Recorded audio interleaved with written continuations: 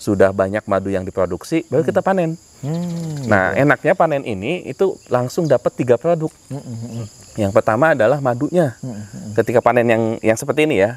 Yang kedua dapat propolisnya, bahan baku propolis. Kebanyakan rasanya agak asam.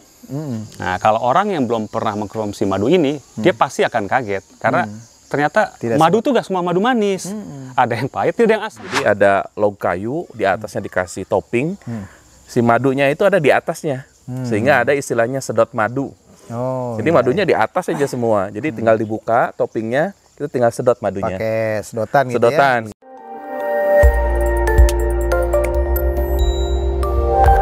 Oke, Assalamualaikum warahmatullahi wabarakatuh. Waalaikumsalam warahmatullahi wabarakatuh. Ya, kembali lagi bersama saya Herul Hudaya, Rektor UTS dalam acara Bincang-Bincang Rektor. Pada episode yang ke-27 kali ini, saya ingin mengupas satu potensi yang terdapat di Sumbawa.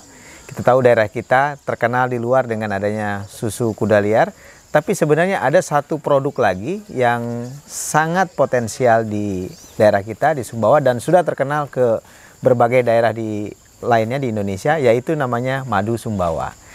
Nah, madu ini yang dihasilkan oleh lebah itu punya karakteristik yang sangat khas sekali, teman-teman semua ya.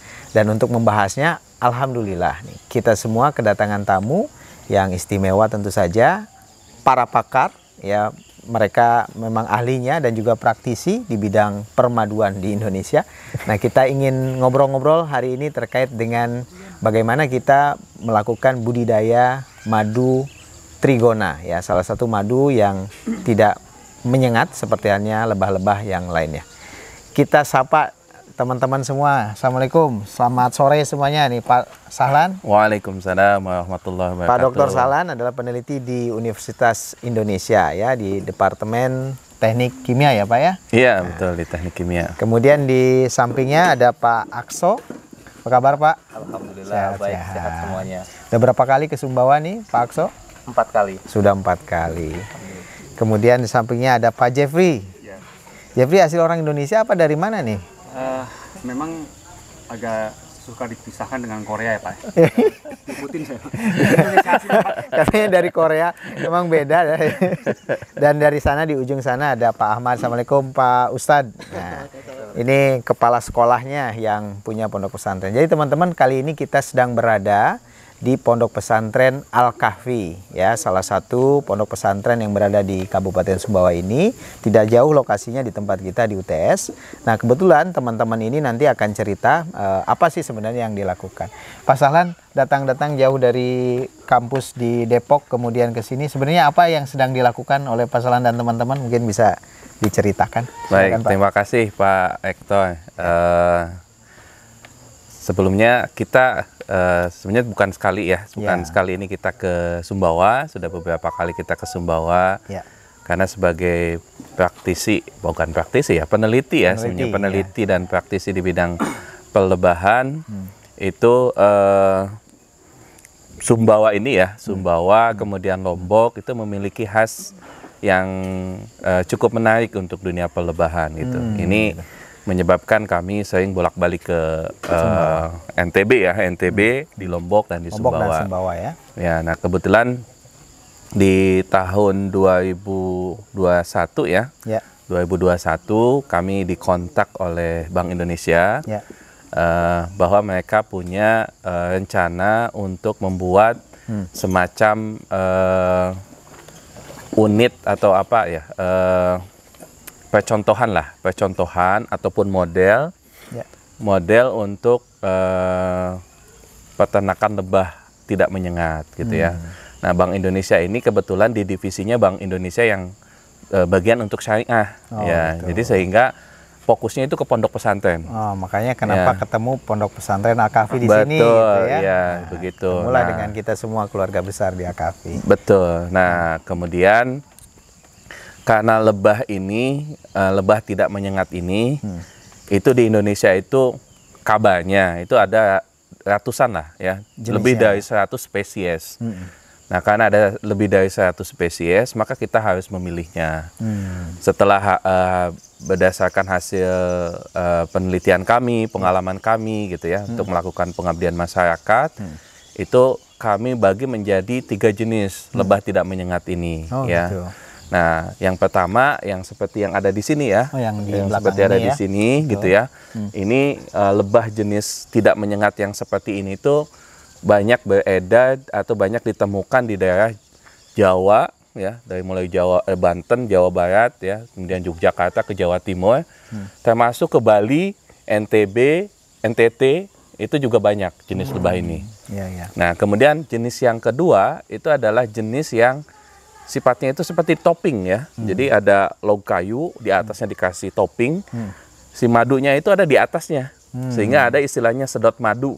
Oh, Jadi iya, madunya di atas saja semua. Jadi tinggal dibuka toppingnya, itu tinggal sedot madunya. pakai sedotan gitu Sedotan ya, bisa gitu ya. langsung dapat gitu ya. Itu banyak ditemukan di daerah Sumatera dan Kalimantan. Nah, kemudian yang ketiga adalah jenis sepertinya kalau secara fisik seperti begini ya, secara fisik si lebahnya itu seperti yang ini, tetapi dia memiliki karakter yang berbeda. Itu yang ada di daerah Sulawesi.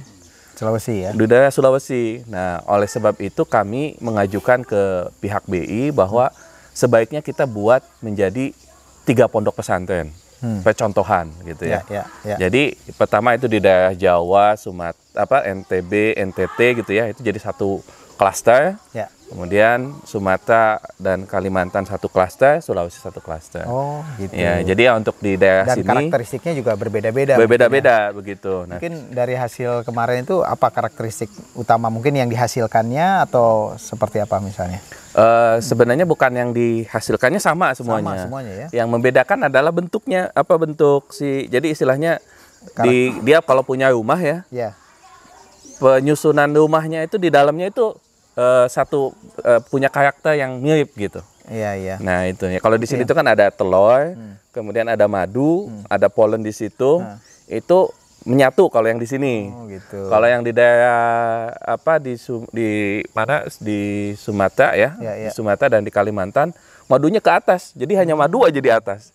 Telurnya ada di bawah gitu. Oh, Gitu. beda-beda Ada- ya. Di Sulawesi beda lagi gitu. Nah, itu yang menyebabkan perbedaannya di situ. Iya, luar biasa. Iya. Baik, terima kasih Pak Dr. Salan. Sebagai awal pembuka nih, saya pengen ngobrol sama Dr. Akso. Akso, kalau Bapak sendiri peneliti di sini atau hanya sebagai praktisinya? Iya, kalau saya sendiri dulu sebagai memang hobi ya awalnya Hobi di madu di gitu madu ya. ya. Ini madunya memang macam-macam yang saya kenali, kemudian Ya. bergabung dengan Pak Sahlan gitu sebagai peneliti. Ya. Karena kalau saya lebih enaknya dilihat dari praktisi ini ya, UMKM madu UMKM ini. Ini madu. keren ini sebenarnya. Nah. Ketika bergabung di sini pengalaman saya itu ada di budidaya madunya sama praktisi UMKM madu. Ya. Ini ketika saya dulu jualan madu, Ya. skala UMKM, Ya. modal kecil tapi untungnya banyak. Wah, ini madu itu ya, termasuk madu itu yang seperti betul. itu. Jadi ketika COVID kemarin, ceritanya banyak orang yang kena PHK, kemudian ada orang yang kemudian banyak sakit gitu kan. Ya, Inilah ya. saling menguntungkan ini. Madu itu ya. Orang yang butuh madu, orang yang sakit butuh madu. Ya. Kemudian banyak orang yang di PHK, pada akhirnya kolaps kan. Saya bantu, silakan usaha madu karena banyak orang butuh. Ternyata betul. Ada orang yang nganggur ikut jualan madu, sukses. Alhamdulillah. Ada orang yang jual madu palsu datang ke rumah, alhamdulillah. Madu palsu apa coba? Nah. Ada madu asli, ada madu palsu. Nah, Betul. Jadi gini, bisa diterangkan. ya pertama mungkin cerita teman dulu ya, ketika dia mendapatkan madu ya dari satu tempat, dibilang, Kang ini madunya murah banget, madu hutan katanya gitu kan. Jual kemana aja? Banyak. Saya sekali pesen itu ada 200-300 kilo gitu Kilo ya. ya. Wah serius gitu kan. Ternyata betul. Setelah diteliti itu ternyata memang madunya Campuran mungkin campuran ya. Nah, gitu campur. kan. Tapi bukan palsu kan? Palsu Betul. artinya membuat sesuatu seperti halnya sintetis Betul. itu bukan ya? Ada istilah bilangnya SOS ya. SOS. Sintetis ya, pokoknya oplosan ataupun sirupan ya, itu seperti itu. Sintesis oplosan sirupan ya. Nah, dengan adanya prospek madu ya, usaha yang luar biasa ini, akhirnya banyak orang-orang yang sekarang itu euforia gitu kan, membudidayakan madu di Jambi khususnya ya kan ya, yang banyak gitu ya, di Jambi, kemudian di Riau, sehingga suplai madu juga semakin banyak. Nah, inilah tantangan yang baru bagi kita semua. Ternyata untuk usaha madu ini peluang untuk ekspor itu besar karena Indonesia itu sekarang itu sudah suplai madunya udah banyak. Nah, inilah PR kita semua bahwa dari kementerian terkait Madu ya. budidaya itu ya, dari budidaya. Nah, betul dari budidaya. Bukan dari yang misalnya dari alam kita Bukan ngambil seperti itu ya. dari budidaya ini paling banyak. Nah, inilah potensi yang besar bagaimana Indonesia mungkin harus naik kelas. Nah, Sekarang sebagai produsen iya, sebagai produsen Dan madu juga terbesar ekspor di madu. dunia Madu bisa terbesar jadi di seperti dunia. itu, insya Allah ke depannya. Insya Allah ya. Kita punya potensi apa? Hutan yang luas. Nah, Itu terbesar kan, alhamdulillah ya. Maksudnya di antara negara-negara lain seperti Thailand dan segala macamnya itu, insya Allah juga kita nggak boleh kalah gitu seperti itu. Kemudian dari sisi hutan tadi ya, kemudian dari pertanian itu ada hortikultura, perkebunan yang sangat potensial juga, harusnya bisa seperti ini, ya, khususnya Lebah Tanpa Sengat itu harusnya bisa disinergikan. Oke. Nah, itu seperti itu. Terima kasih nih. Jadi banyak sekarang UMKM yang kemudian tadinya mungkin tidak berusaha dengan di bidang madu, sekarang berusaha di bidang madu dan kemudian bangkit, terutama pada saat pandemi yang lalu. Nah, salah satunya yang di sini ini itu Pak, kita kejar terhadap UMKM-nya. Tadi sudah kita buatkan di sini itu untuk UMKM-nya, NIB-nya gitu, supaya sudah ada legal formalnya, sudah ada. I see. Nah, tujuan kita di sini untuk riset untuk perlebahan pilot project dari Bank Indonesia dan UI ini adalah satu, mengerti teknik budidayanya, edukasinya, prospek kedepannya itu termasuk salah satunya legal formalnya. Mudah-mudahan lengkap semua. Mudah-mudahan. Seperti itu. Wah, terima kasih banyak nih. Sama-sama. Pengen ngobrol sama Pak Jeffrey ini. Pak Jeffrey, Ya. kita mungkin tahu lah lebah itu seperti apa, madu itu seperti apa. Tapi sebenarnya mungkin sifat-sifatnya, sebenarnya ada berapa jenis madu, atau mungkin Pak Jeffrey ingin jelaskan tentang madu yang trigona ini seperti apa sih sebenarnya sifat-sifatnya. Terus mungkin ada ratu, ada raja, gitu-gitu. Gimana itu sih sebenarnya mereka berkembang biak dan lain-lain. Coba Pak Jeffrey kan sebagai praktisi pasti paham betul nih tentang itu. Silakan Pak. Mungkin kalau paham betul enggak lah, Pak Salan lebih paham. Tapi kalau saya boleh cerita, kita mungkin berangkat dari jenis lebah ya. Secara umum lebah itu yang kita tahu, madunya juga kita konsumsi dari jenis lebah apis. Lebah apis itu yang besar, yang menyengat. Menyengat ya. Itu ada 3 ya. Ada dorsata, itu yang di hutan-hutan. Betul. Kemudian ada serana yang lokal. Kemudian ada yang diternak, mellifera, itu ya. Itu kita mungkin lebih familiar dengan madu itu. Kemudian yang mungkin baru hype 10 tahun belakangan adalah madu stingless, lebah tidak bersengat. Tidak bersengat ya. Dulu orang sebutnya trigona awal-awal karena memang kita mengambil dari negara terdekat ya. Ternyata setelah diteliti dengan banyaknya researcher dari kampus ya yang meneliti perlebahan, nah, itu jenis itu nggak ada di Indonesia ya. Nah, jadi nama trigona itu adalah nama dulu. Nah, kita sebutnya yang aman lebah tidak bersengat, atau bahasa Melalunya kelulut. Bahasa Melayu kelulut ya. Kelulut. Oke. Nah, dia sangat berbeda dengan lebah jenis apis. Satu dari ukuran lebih kecil. Lebih kecil. Kemudian stingless beak kan, tidak bersengat. Tidak bersengat. Nah, jadi Allah mengkaruniakan dia pertahanannya, satu dengan menggigit, kedua dengan propolis. Ya, propolis. Nah, propolis inilah sebenarnya yang sangat bernilai ekonomis di lebah ini. Bukan madunya. Lebah yang lain nggak ada propolisnya? Ada sedikit. Ada sedikit. Ini justru lebih banyak sebenarnya propolisnya. Jadi sebenarnya yang ekonomisnya tinggi tuh di situ. Tapi untuk masukkan propolis, tahapannya banyak.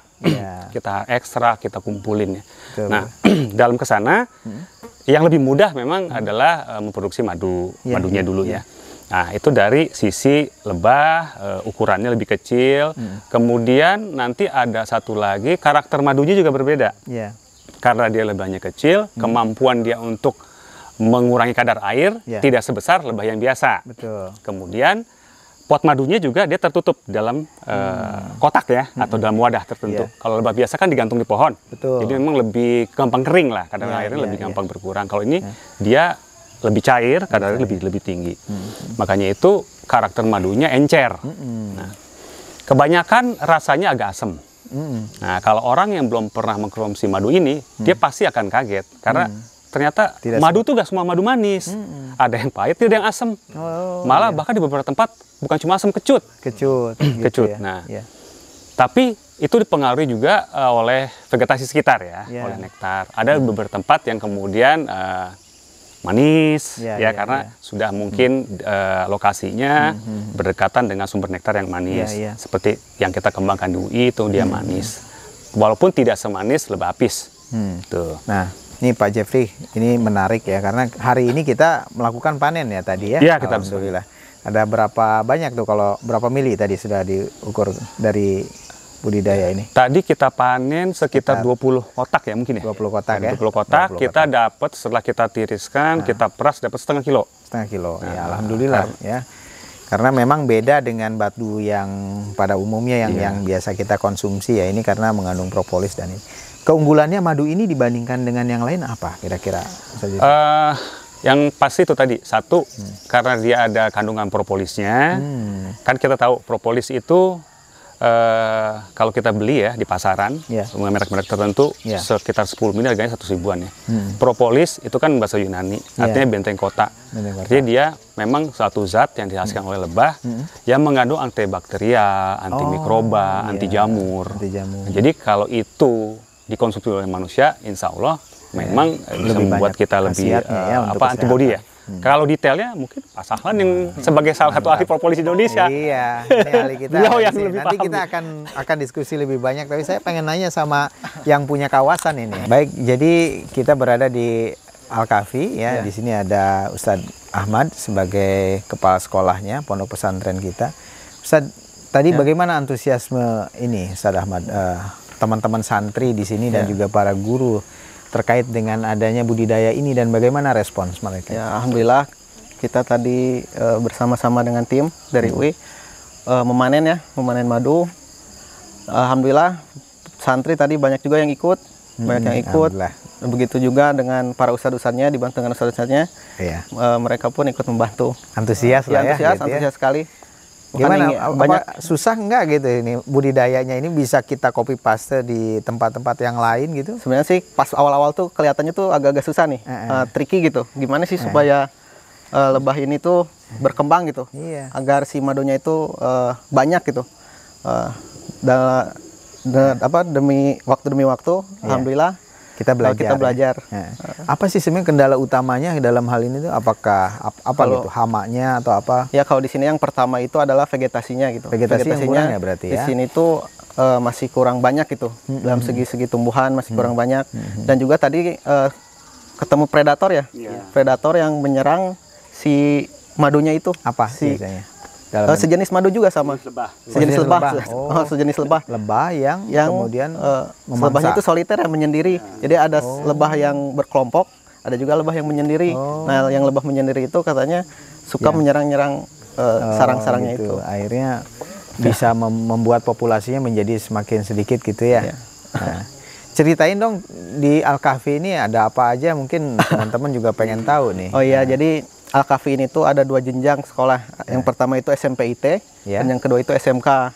Nah, tapi Al-Kafi ini punya keunggulan yaitu di pondoknya gitu. Ada pondok pesantren. Jadi SMK tapi punya pondoknya gitu. Jadi selain mereka itu belajar skill-skill yang diajarkan di SMK ya, biasalah SMK. Betul. Mereka juga harus siap gitu. Jadi lulusan SMK itu harus siap kerja, kuliah dan berwirausaha. Kemudian dibekali oleh agama-agama di sini itu, sehingga menjadi lengkap gitu ya. Kita harap siswa atau santri yang lulus dari sini tuh selain jadi pekerja, terus menjadi wirausaha, mereka itu menjadi orang yang soleh gitu. Pekerja yang soleh, berwirausaha pun seorang wirausaha yang soleh. Apalagi jualan madu. Nah gitu ya. Tambah barokah. Tambah barokah semua karena madu ini lebah ya, ada di dalam Al-Quran ya ini. Betul. Nah, oke, saya pengen ngobrol lagi sama Pak Sahlan. Oke, tadi menarik sekali teman-teman ya, bahwa ada tadi dari Pak Jeffrey, Pak Akso dan juga ini. Nah, kita ingin tahu Pak Sahlan, kalau misalnya kita ingin membudidayakan hal yang sama gitu ya, di tempat yang lain, sebenarnya prosesnya seperti apa tahapan-tahapannya Pak Sahlan? Mungkin dari kandang, dari apa, bukan kandang ya, sebutnya nih? Vegetasi. Koloni, kandang koloni atau apa? Silakan Pak Sahlan. Ya, jadi yang perlu dipersiapkan ya. Jadi tahapannya tadi sudah disebutkan juga ya. Ketika kita mau beternak lebah, karena apa? Karena lebah ini makanannya itu adalah banyak dari tanaman, sehingga yang perlu disiapkan awal itu adalah vegetasi atau tanaman. Nah, tanaman apa saja adalah tanaman yang memang bisa menghasilkan 3 makanan utama. Makanan utamanya adalah yang pertama nektar, yang kedua adalah polen, ya, yang ketiga adalah resin atau getah-getahan. Nah, jadi harus ada 3-tiganya gitu ya. Nah, contohnya misalkan untuk nektar ya. Nektar ini pohon-pohon yang harus kita identifikasi di awal. Contohnya misalkan di sini ada kapas ya, pohon kapuk gitu ya. Kemudian ada pohon kresen di sini gitu ya. Nah, itu harus kita identifikasi dan harus kita perkaya. Jadi kalau kita mau memperbanyak koloni, mau memperbanyak madunya, berarti harus kita siapkan dulu vegetasinya, ya, makanannya gitu ya. Kemudian untuk yang polen itu kalau mudahnya adalah semua yang berbuah, semua yang berbunga itu pasti mengandung polen. Ya, jadi polen-polen itu yang harus disiapkan. Ya, contohnya yang paling banyak polen di sini ada jagung. Nah, jagung itu sumber polen yang bagus. Kemudian yang kedua di sini ada putri malu. Putri malu itu paling bagus gitu ya. Bahkan kalau di Thailand itu dibudidayakan sengaja gitu putri malu ini. Justru gitu ya. tanaman yang dibabat karena itu juga sama kan terus-terusan ada kan putri malu itu bunganya. Itu. Iya, betul. Kemudian yang ketiga adalah resin. Resin ini sebenarnya sih lebih mudah ya karena hampir semua tanaman itu menghasilkan resin dan si lebah itu akan memilih resin yang paling bagus di sekitarnya. Gitu. Jadi akhirnya biasanya yang jadi concern adalah 2 tadi, sumber nektar dan sumber polen. Sumber resin juga sebenarnya penting gitu ya untuk jenis yang tidak menyengat yang memerlukan resinnya cukup besar, banyak ya. Contohnya misalkan itama karena dia produktivitasnya tinggi sehingga dia memang perlu resin yang banyak juga gitu ya. Nah, resin itu bisa juga dengan pohon mangga misalkan atau pohon nyamplung ya, kalau di daerah daerah kepulauan itu nyamplung biasanya itu juga bagus ya. Seperti itu. Itu vegetasi yang pertama, ya? itu vegetasi. Yang kedua, setelah vegetasinya kuat baru kita mendatangkan lebahnya, mendatangkan koloninya. Nah, koloninya itu sekarang tadi kan sudah disampaikan bahwa sekarang sudah mulai banyak yang budidaya. Nah, sehingga yang budidaya ini selain jual madu, jual koloni juga. Jadi kita bisa beli juga koloninya gitu. Ya, iya betul. Seperti yang ini yang sekarang ada di sini, ini koloninya dari Lombok nih. Dari Lombok. Sebenarnya di sini juga ada, hanya karena di Lombok sudah berkembang budidayanya, maka kita beli dari Lombok. Jadi sebenarnya bisa mengembangkan koloni juga. Betul, ya. Jadi nextnya di pesantren ini seperti di Bengkulu, di Bengkulu itu budidaya madunya sudah established, sudah maju, sehingga sekarang tahapan yang kedua adalah budidaya lebahnya. Jadi yang dijual koloninya gitu.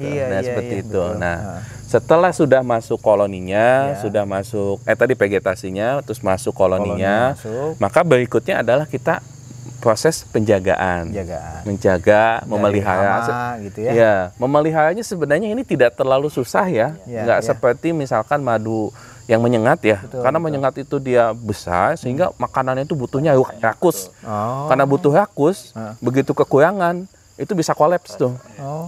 Kalau ini karena dia relatif tidak terlalu banyak dan kita sudah siapkan vegetasinya, sehingga dijaganya tinggal dari sisi predatornya. Misalkan ada semut atau tidak, kemudian cicak, laba-laba, burung gitu ya, yang seperti itu. Nah, kita coba dijaga seperti itu.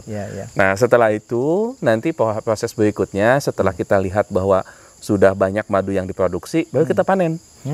Nah, enaknya panen ini itu langsung dapat 3 produk. Yang pertama adalah madunya. Ketika panen yang seperti ini ya. Yang kedua dapat propolisnya, bahan baku propolis. Terpisah itu ya, Pak? Bisa waktu kita panen, kita peras madunya, dapat propolisnya. Gitu. Kemudian yang ketiga, ketika polennya banyak nih, misalkan lagi musim jagung di sini, nah polennya pasti banyak biasanya. Nah, itu kita panen juga polennya. Gitu. Begitu polennya banyak, tapi itu harus juga disisakan. Jangan semuanya panen ya kita ya. Karena si lebah juga butuh makanan kan. Nah, itu maka kita sisakan. Ya. Nah, nanti kita dapatkan 3 produk tadi ya. Ada madu, ada propolis, dan ada polen. Kalau madu biasanya setelah itu prosesnya tidak rumit, tinggal disaring ya. Kalau misalkan mau mengikuti SNI misalkan madu yang seperti ini tuh kadar airnya 27. Kalau misalkan lebih dari 27, tinggal dikurangin kadar airnya. Kita sudah siapkan tuh alat-alat Jadi, pengurangan kadar air. Bukan hanya ini yang disiapkan, tapi juga ada alat-alatnya.